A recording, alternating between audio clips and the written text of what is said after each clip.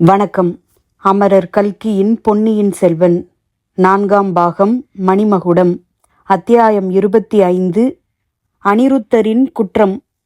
முதன் மந்திரி தம் அரண்மனை ஆசார வாசலில் காத்திருந்தவர்களை பார்த்து பேசி அனுப்பிவிட்டு விரைவிலேயே திரும்பி வந்தார். அம்மணி, ஏதோ என்னால் முடிந்த வரைக்கும் ஏற்பாடு செய்திருக்கிறேன். புயலினால் நேர்ந்த சேதங்களை அறிந்து வர நாலா பக்கமும் ஆட்களை அனுப்பியிருக்கிறேன். சின்ன பழுவேட்டரையருக்கும் சொல்லி அனுப்பியிருக்கிறேன். நம் இருவரின் பொறுப்பிலும் பொக்கிஷ சாலையை திறந்துவிட வேண்டும் என்று. ஐயா, பெரிய பழுவேட்டரையரின் மாளிகையையொட்டி நிலவரை பொக்கிஷம் ஒன்று இருக்கிறதாமே, அதில் கணக்கில்லாத பொருள்கள் குவிந்து இருப்பது உண்மையா? பெரிய பிராட்டி ஒரு தடவை சொன்னார்கள். அதை திறந்தால் அதிலுள்ள பொருளை கொண்டு 1000 பெரிய கோவில்கள் புதியதாய் கட்டலாமே என்று அந்த அம்மாளுக்கு எண்ணம். நான் கூட அந்த நிலவரைக்குள் போனதில்லை அம்மா. அதற்குள் ஒரு தடவை போகிறவர்கள் உயிரோடு திரும்புவதில்லை என்றார் முதன் மந்திரி. அது போகட்டும் ஐயா, அந்த ஊமை தாயை இவர்கள் அழைத்து கொண்டு வந்து விடுவார்களா? கைக்கு எட்டியது வாய்க்கு எட்டாமற் போய்விடுமோ என்று எனக்கு கவலையாயிருக்கிறது என்றாள் குந்தவை. தாயே, அந்த மாதரசியை பற்றி தங்களுக்கு என்ன தெரியும்? எப்படி தெரிந்தது? தாங்கள் ஏன் அவளை பற்றி இவ்வளவு பரபரப்பு அடைந்திருக்கிறீர்கள் என்றார் அனிருத்தர். ஐயா, சில தினங்களுக்கு முன்பு சக்கரவர்த்தியே என்னிடம் அந்த மாதரசியை பற்றி சொன்னார். என்ன, அவள் உயிரோடு இருப்பதாக சொன்னாரா என்ன? இல்லை ஐயா, 25 வருஷங்களுக்கு முன்னால் நடந்த நிகழ்ச்சிகளை சொன்னார். அவள் இறந்து போய்விட்டதாகவே எண்ணிக்கொண்டிருக்கிறார். அதனாலேதான் அவருடைய சித்தம் கலங்கிப் போயிருக்கிறது. அந்த ஊமைத்தாய் கடலில் விழுந்து இறந்து போய்விட்டதாக தாங்கள்தானே தெரிந்து கொண்டு வந்து என் தந்தையிடத்தில் சொன்னீர்களாம். பின் அந்த மாதரசி உயிரோடு இருக்கும் செய்தி தங்களுக்கு எப்படி தெரிந்தது? தங்களை அதே கேள்வி கேட்க வேண்டும் என்று எண்ணினேன். தங்களுக்கு எப்படி தெரிந்தது தேவி? அதற்கென்ன, சொல்கிறேன். வானர் குலத்து வீரர் ஈழத்துக்கு போய் திரும்பி வந்தாரே, அவர் முதலில் சொன்னார். பிறகு என் தம்பி அருள்மொழி என்று கூறிவிட்டு குந்தவை தன் தவறை தானே உணர்ந்தவள் போல் வாயை கையினால் பொத்தி கொண்டாள். தேவி, இளவரசர் அருள்மொழிவர்மரை பற்றி தாங்கள் என்னிடம் சொல்ல விரும்பவில்லை என்றால் சொல்ல வேண்டாம். தாங்கள் அந்த பெயரை குறிப்பிட்டதை நான் அடியோடு மறந்து விடுகிறேன். இல்லை ஐயா, தங்களிடம் எல்லாவற்றையும் சொல்லிவிடுவது என்ற எண்ணத்துடனேயே வந்தேன். விஷயங்களை மூடி மறைத்து வைப்பதினால் தீமைதானே தவிர நன்மை ஒன்றுமில்லை என்பதை கண்டுகொண்டேன். நேற்று இரவு எனக்கு அது நன்றாய் தெரிந்தது. ஐயா, என் இளைய சகோதரனை கடல் கொண்டு போய்விடவில்லை. பொன்னியின் செல்வனை சமுத்திரராஜன் காப்பாற்றி கரையில் சேர்த்தார். அவன் இப்போது நாகைப்பட்டினத்தில் உள்ள புத்த விகாரத்தில் இருக்கிறான். அவனை பார்ப்பதற்காகவே நான் நாகைப்பட்டினம் போயிருந்தேன். ஆனால் தங்களுக்கு இது எல்லாம் தெரியும் என்று எனக்கு ஒரு சந்தேகம் உண்டு. தாங்கள் சந்தேகித்தது நியாயமே. ஆனால் தேவி, தெரிந்ததாக நான் காட்டிக்கொள்ளவில்லையே. வேறு யாருடைய காரியத்தில் தலையிட்டாலும் தங்களுடைய காரியத்தில் தலையிடுவதில்லை என்று வைத்து கொண்டிருக்கிறேன். என்னுடைய ஆட்களுக்கும் அவ்விதமே கட்டளையிட்டிருக்கிறேன். தாங்கள் செய்வது எதுவுமே உசிதமாகத்தான் இருக்கும் என்பது என் நம்பிக்கை. நானும் மலையமான் கொடும்பாலூர் வேளானும் அடிக்கடி பேசிக்கொண்டிருக்கிறோம். இளைய பிராட்டி மட்டும் ஆண் பிள்ளையாய் பிறந்திருந்தால் இந்த அகில உலகத்தையும் சோழர்களின் வெண்கொற்ற குடையின் கீழ் கொண்டு வந்து தனி அரசு செலுத்தி ஆண்டு வருவாள் என்று. அந்த மாதிரி எண்ணம் எனக்கு இருந்தது உண்மைதான். நான் பெண்ணாக பிறந்திருந்த போதிலும் என் சகோதரர்கள் மூலமாக அந்த மனோரதம் நிறைவேறும் என்ற ஆசையுடன் இருந்தேன். அந்த ஆசையை இப்போது விட்டுவிட்டேன் ஐயா.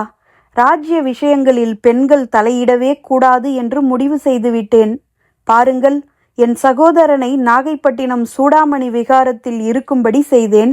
அதன் விபரீத பலனை பாருங்கள். ஒன்றும் நேர்ந்துவிடவில்லையே தாயே. பொன்னியின் செல்வனை நடுக்கடலில் காப்பாற்றிய சமுத்திரராஜன் இப்போது கரையில் பத்திரமாயிருக்கும்போது தீங்கு விளைவித்து விடுவானா? ஐயா, தாங்கள் உடனே என் தந்தையிடம் வந்து இவ்வாறு தைரியம் சொல்லுங்கள். ஆஹா, சக்கரவர்த்திக்கு தெரியுமா என்ன இளவரசர் சூடாமணி விகாரத்தில் இருக்கும் செய்தி? நேற்று இரவுதான் சொன்னேன். சொல்லும்படியாக நேர்ந்துவிட்டது. ஆஹா, இன்னும் கொஞ்ச நாள் சொல்லாமல் இருந்திருந்தால் நன்றாயிருந்திருக்கும். தாங்கள் செய்திருந்தது மிக நல்ல ஏற்பாடு என்று நினைத்தேன். தேவி, சோழ நாடு முழுவதும் ஒரே கொந்தளிப்பாக இருக்கிறது. நேற்று அடித்த புயல் காரணமாக வெளியில் ஏற்பட்ட கொந்தளிப்பு சில நாளாகவே சோழ நாட்டு மக்களின் உள்ளத்தில் பொங்கிக் கொண்டிருக்கிறது.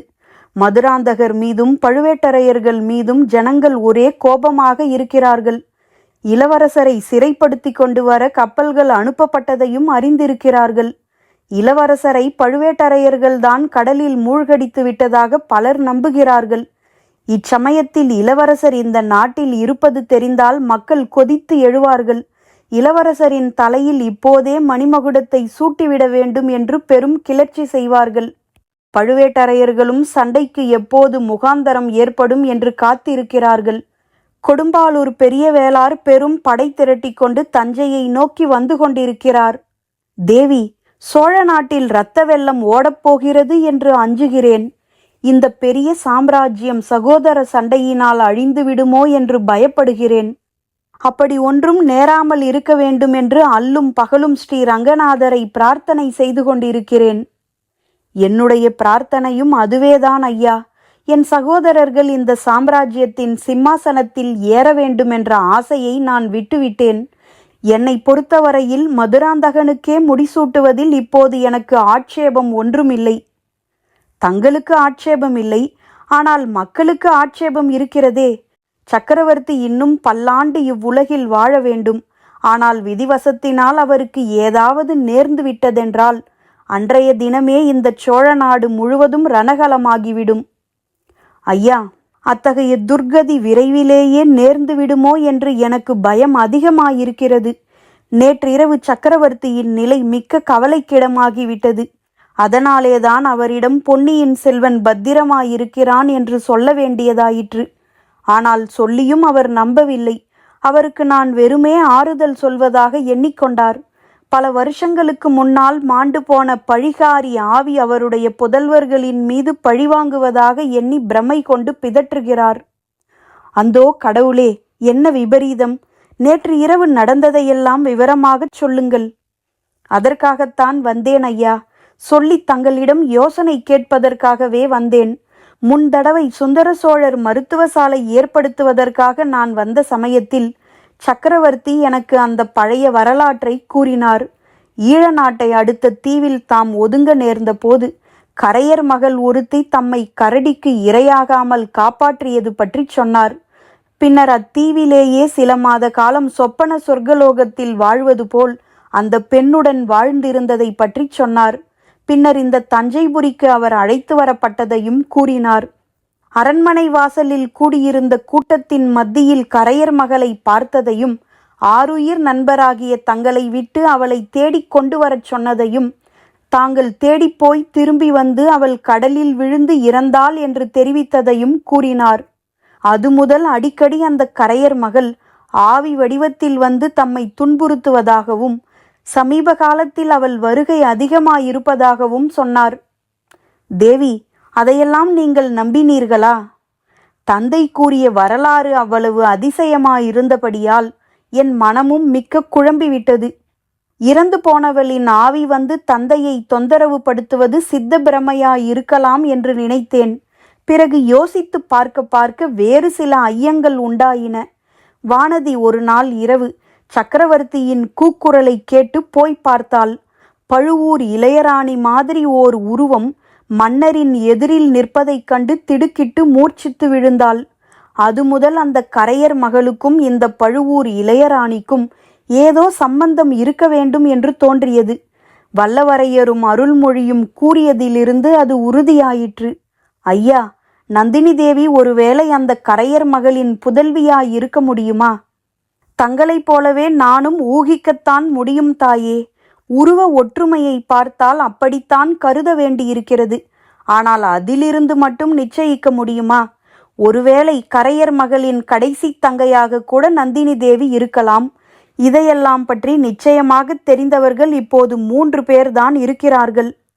அவர்கள் யார் சுவாமி? ஒருவர்தான் பெரிய பிராட்டி செம்பியன் மாதேவி. அவருடைய உள்ளத்தில் ஏதோ ஒரு ரகசியம் இருந்து வேதனை செய்து வருகிறது. ஆனால் அது இன்னதென்பதை அவராகச் சொன்னாலொழிய நாம் கேட்டு தெரிந்து கொள்ள இயலாது. மகானாகிய கண்டராதித்தர் காலமாகும் தருவாயில் பெரிய பிராட்டி அதை அவரிடம் கூறினார் என்பது எனக்கு தெரியும். கண்டராதித்தர் என்னிடம் சொல்லத் தொடங்கினார். 2 வார்த்தை சொல்வதற்குள் அவருடைய மூச்சு நின்றுவிட்டது. மற்ற இருவரும் யார் ஐயா? மற்ற இருவரும் பேசத் தெரியாத ஊமைகள். சேந்தன் அமுதனின் அன்னையும் பெரியன்னையும்தான். இவர்களில் அமுதனுடைய அன்னையிடமிருந்து நாம் ஒன்றும் தெரிந்து கொள்ள இயலாது. செம்பியன் மாதேவியிடம் அவள் அளவிலாத பக்தி உள்ளவள். அந்த தேவி உயிரோடு இருக்கும் வரையில் இவள் ஒன்றும் தெரிவிக்க மாட்டாள். ஆகையினால்தான் அவளுடைய தமக்கை மந்தாகினியை ஈழ நாட்டிலிருந்து அழைத்து வருவதற்கு நான் பெரும் பிரயத்தனம் செய்து கொண்டிருந்தேன். ஆகா, அந்த கரையர் மகளின் பெயர் மந்தாகினியா? அவள் உயிரோடு இருப்பது தங்களுக்கு எப்போது தெரிந்தது? தேவி, 25 ஆண்டுகளுக்கு மேலாக அது எனக்கு தெரிந்த விஷயந்தான்.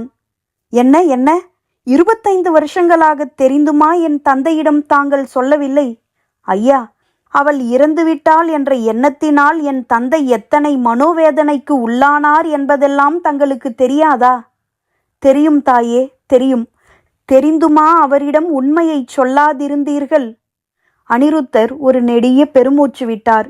அவர் உள்ளத்தில் ஒரு போராட்டம் நிகழ்ந்தது என்பதை அவருடைய முகம் எடுத்து காட்டியது. பின்னர் அவர் கூறினார், தேவி, 25 வருஷங்களுக்கு முன்னால் நான் ஒரு குற்றம் செய்தேன். முதலாக அதை இப்போது தங்களிடம்தான் சொல்லுகிறேன். கரையர் மகளை தேடி வரும்படி தங்கள் தந்தை என்னை அனுப்பினார் அல்லவா? விரைவாக குதிரை மீது செல்லும் ஆட்களுடன் நானும் போனேன். கோடிக்கரை போய் சேர்ந்தோம். அங்கே கொந்தளித்து கொண்டிருந்த கடலில் அவள் கலங்கரை விளக்கின் உச்சியிலிருந்து விழுந்துவிட்டாள் என்பதை அறிந்தோம். அந்த பயங்கர காட்சியை நேரில் பார்த்தவர்கள் சொன்னார்கள். தியாகவிடங்கரே நடுங்கிய குரலில் நாக்குழற கூறினார். அதைத்தான் நானும் தஞ்சாவூருக்கு வந்து என் நண்பரிடம் தெரிவித்தேன். இதில் தங்கள் குற்றம் என்ன ஐயா என்றாள் குந்தவை. குற்றம் இதுதான். கரையர் மகள் கடலில் விழுந்தாலே தவிர அதிலே முழுகிச் சாகவில்லை. அந்த கொந்தளித்த கடலில் படகு விட்டு கொண்டு வந்த வலைஞன் ஒருவன் அவளை கண்டெடுத்து படகில் ஏற்றி காப்பாற்றிவிட்டான். கோடிக்கரைக்கு வெகு தூரத்தில் அப்பால் அவன் வந்து கரையேறினான். திரும்பி வரும் வழியில் நான் அந்த கரையேறும் படகை பார்த்தேன். அதில் இருந்த பெண் யார் என்பதையும் தெரிந்து கொண்டேன். அந்த படகுக்காரனிடம் நிறைய பணம் கொடுத்து அவளை பத்திரமாக இலங்கைக்கு கொண்டு போய் சேர்க்கும்படியும் அங்கேயே இருக்கும்படியும் கூறினேன். அவனும் சம்மதித்துச் சென்றான். நான் திரும்பி தஞ்சைக்கு வந்து கரையரின் மகள் கடலில் விழுந்து மாண்டு விட்டதாக கூறினேன். தங்கள் தந்தைக்கு நன்மை செய்வதாக நினைத்து கொண்டுதான் மனமறிந்து அத்தகைய குற்றத்தை செய்தேன். அந்த குற்றம் இத்தனை காலத்துக்கு பிறகு இப்படி ஒரு விபரீதமான விளைவை உண்டாக்கும் என்று எதிர்பார்க்கவில்லை. இளைய பிராட்டி குந்தவை அப்போது குறுக்கிட்டு, ஐயா, தாங்கள் செய்தது குற்றமாயிருந்தாலும் என் தந்தைக்கு நன்மை செய்யும் எண்ணத்துடனேயே செய்தீர்கள். பிறகு அக்கரையர் மகளை பற்றி தாங்கள் கேள்விப்பட்டு வந்தீர்களா என்று கேட்டாள். ஏன், அடிக்கடி கேள்விப்பட்டுத்தான் வந்தேன். இளவரசு பட்டம் சூட்டிக்கொண்டதும் சுந்தர சோழர் மதுரை போர் முனைக்கு போனார். நான் காசி சேத்திரத்துக்கு சென்றேன். சில ஆண்டுகள் அங்கேயே தங்கி வேதாகம சாத்திரங்கள் பயின்றுவிட்டு திரும்பி வந்தேன். அப்போது பழையாறையில் ஈசான பட்டரின் தந்தை அந்த கரையர் மகளோடு அந்தரங்கமாக உரையாடி கொண்டிருந்ததை கண்டு வியந்தேன். அவர் ஒரு அதிசயமான செய்தியை சொன்னார். அந்த கரையர் மகள் பெரிய பிராட்டியின் அரண்மனை தோட்டத்தில் வந்து சில நாள் தங்கியிருந்ததாகவும் 2 குழந்தைகள் பெற்று அங்கேயே போட்டுவிட்டு ஓடிப்போனதாகவும் கூறினார். எப்போதாவது நினைத்து கொண்டு குழந்தைகளை பார்ப்பதற்காக அவள் இரகசியமாக வருவதுண்டு என்றும் தெரிவித்தார். குழந்தைகள் என்ன ஆயின என்று கேட்டேன். அவர் சொல்ல மறுத்துவிட்டார். அது செம்பியன் மாதேவிக்கு மட்டுமே தெரிந்த ரகசியம் என்று கூறினார். நானும் அதை பற்றி அதிகம் கிளறாமல் இருப்பதுதான் நல்லது என்று சும்மா விட்டுவிட்டேன். தேவி, அருள்மொழி குழந்தை பிராயத்தில் காவேரி நதியில் விழுந்துவிட்ட போது அவனை காவேரி அன்னை காப்பாற்றினாள் என்று எல்லாரும் சொல்லுவார்கள் அல்லவா? அப்படி காப்பாற்றியவள் உண்மையில் கரையர் மகள்தான் என்று என் மனத்தில் அச்சமயமே தோன்றியது. தங்கள் உள்ளத்தில் தோன்றியது உண்மைதான் ஐயா. அருள்மொழி ஈழ நாட்டில் அந்த மாதரசியை பார்த்துவிட்டு வந்து அவ்வாறுதான் சொன்னான். ஆனால் இந்த விந்தையை கேளுங்கள். என் தந்தை என்ன எண்ணுகிறார் தெரியுமா? கடலில் விழுந்து இறந்த கரையர் மகள்தான் ஆவி வடிவத்தில் வந்து தம் மக்கள் மீது பழிவாங்குவதாக எண்ணுகிறார். நேற்றிரவு வெளியில் கடும் புயல் அடித்த போது என் தந்தையின் உள்ளப் புயலும் வேகத்தை அடைந்தது. இரவு முழுவதும் அவர் தூங்கவே இல்லை, என்னையும் தூங்க விடவில்லை. பழைய கதைகளையெல்லாம் மறுபடி சொன்னார். கடலில் விழுந்து இறந்த அந்த பழிகாரிதான் இப்போது என் பேரில் பழிவாங்குகிறாள். அவள்தான் என் அருள்மொழியை கடலில் மூழ்க அடித்து கொன்றுவிட்டாள். கரிகாலனையும் அவள் பழிவாங்காமல் விடமாட்டாள் என்று அடிக்கடி அலறினார். என் ஒரு மகனாவது உயிரோடு இருக்கும்போது என்னை கொண்டு போக மாட்டாயா யமனே என்று கதறினார். அவருக்கு எவ்வளவோ நான் சமாதானம் சொல்லியும் கேட்கவில்லை. அதன் பேரிலேதான் நாகைப்பட்டினம் புத்த விகாரத்தில் அருள்மொழிவர்மன் பத்திரமாயிருப்பதை பற்றி அவரிடம் சொல்ல வேண்டி நேர்ந்தது. அதற்கு பிறகு சக்கரவர்த்தி சிறிது ஆறுதல் அடைந்தாரா? அதுதான் இல்லை. அதன் பிறகு சித்தப்பிரமை இன்னும் அதிகமாகிவிட்டது. முதலில் அச்செய்தியை அவர் நம்பவே இல்லை. ஆனால் நேரில் பார்த்துவிட்டு வந்தேன் என்று சொன்ன பிறகு நம்பினார். ஏன் அவனை அழைத்து கொண்டு வரவில்லை என்று கேட்டார். குளிர் சுரத்துக்கு பிறகு பிரயாணத்துக்கு வேண்டிய உடல் பலம் வரவில்லை என்றும் விரைவில் அழைத்து கொண்டு வர ஏற்பாடு செய்வதாகவும் கூறினேன். ஆனால் அவனை இப்போது இங்கு அழைத்து வருவதால் ராஜ்யத்தில் ஏற்படக்கூடிய குழப்பத்தை பற்றியும் லேசாகச் சொன்னேன். இதை கேட்டதும் அவருடைய மனப்போக்கு வேறு விதமாக திரும்பிவிட்டது. இந்த ராஜ்யம்தான் என் பிள்ளைகளுக்கு யமனாக ஏற்பட்டிருக்கிறது. ராஜ்யம் அவர்களுக்கு இல்லை என்று தீர்ந்தால் என் புதல்வர்கள் உயிரோடு சுகமாயிருப்பார்கள். அதற்காகத்தான் அவர்களை இங்கு அழைத்து வர இவ்வளவு அவசரப்படுகிறேன் என்றார்.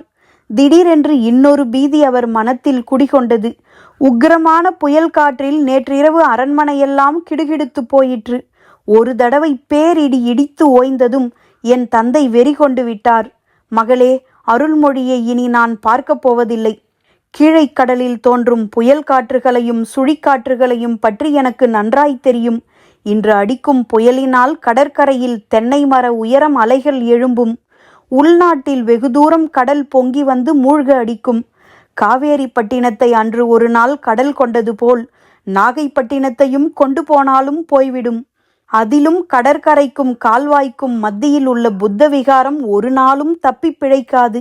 அந்த பழிகாரி கரையர் மகள் கடலில் என் மகனை கொண்டு போக முடியவில்லை.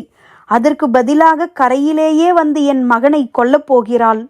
நான் போய் இதோ அவளை தடுத்து என் மகனை காப்பாற்றப் போகிறேன் என்று கதறிக்கொண்டு எழுந்திருக்க முயன்றார். அந்த முயற்சியில் தளர்ச்சியுற்று படுக்கையில் விழுந்தார். ஐயா, அப்போது என் தந்தை விம்மி அழுத குரலை கேட்டால் கல்லும் மலையும் உருகிவிடும் என்றாள் இளைய பிராட்டி. அவளுடைய கண்களில் அப்போது தாரை தாரையாக கண்ணீர் வழிந்து கொண்டிருந்தது.